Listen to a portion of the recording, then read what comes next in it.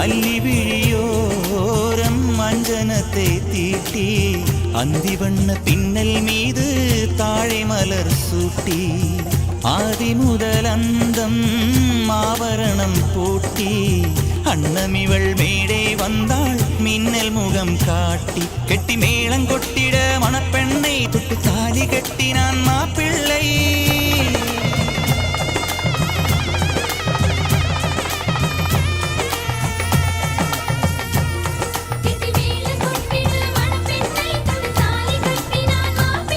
இந்த ஏழை நெஞ்சமும் நீ வாழ என்றும் பூக்கள் தூம்